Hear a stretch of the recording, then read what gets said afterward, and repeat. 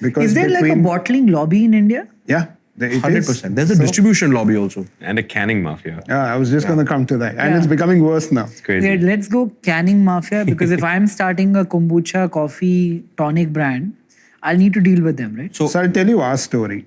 We from day one manufactured ourselves. We didn't go the contract manufacturing way, which is usually the norm everywhere. And there were a couple of reasons for that. One is that we wanted full control on the product, not give our recipes out. And in India, whatever Indian all you might sign, your one recipe can go wherever, right? You can do jack about it. Second thing is that today, that lobby is becoming tougher and tougher. So a lot of your bottlers are being bought over by bigger guys. And some listed large players are doing very well. And somebody told me it's a deal of relationship with local politicians who gets the bottling in that area. Yeah. And it is going to only become tougher and tougher. Yeah. So why is that? Like, there's a large listed company I was reviewing, and they said their moat is the fact that their political connections locally at panchayat level, MLA level, all of that, will not allow for real competition. Yeah. Why does the bottling industry work like that? Not only that, go to raw material. Now with canning. No, tell me first about bottling. So it's just money, right? It's just so much money at stake. Is it the collection of the bottles? Like if I sell Coca-Cola in a bottle, the user is not paying the cost of the glass.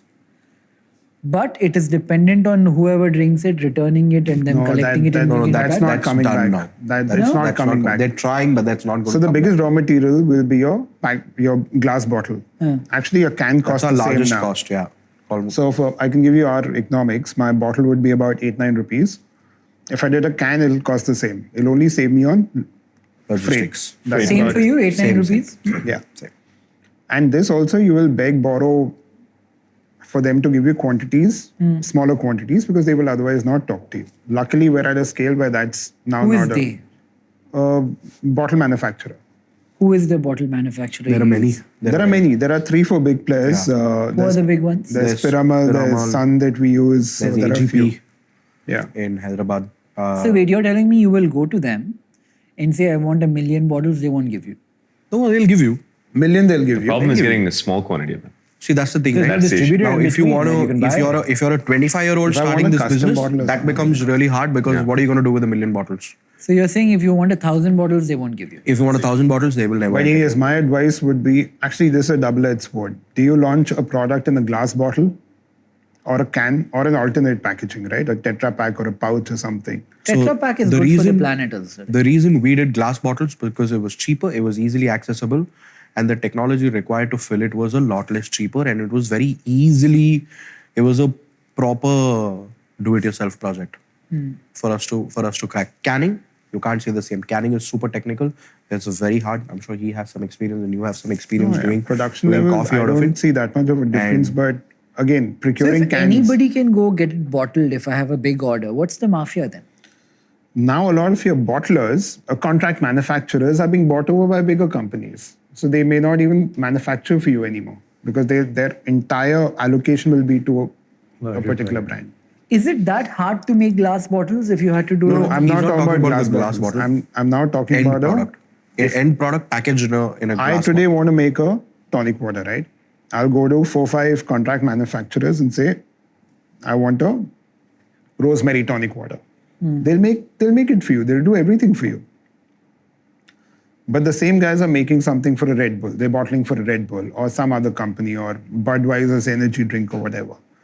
Those kind of players are now being bought over by bigger beverage companies. So they may not even be available for you to contract for them. That is what is starting to change. I've never faced this when we've gone outside looking for third-party manufacturers, so to say. But I have heard of stories, but I've genuinely never faced it myself where they've denied me of manufacturing. They said, no, don't come. I think it's easy to start a beverage brand. You can tell by the number of energy drinks that have popped up in the north of India. Way too many. But they are from incumbent corporations as well, right?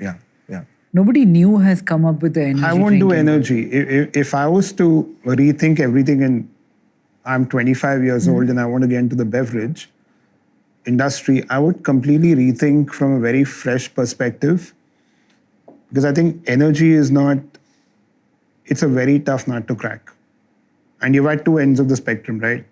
Either Red Bull and you have a Sting now. It's very difficult to compete on either ends. So You have energy will be, drink at you'll 95 die. rupees, you have energy drink at $20.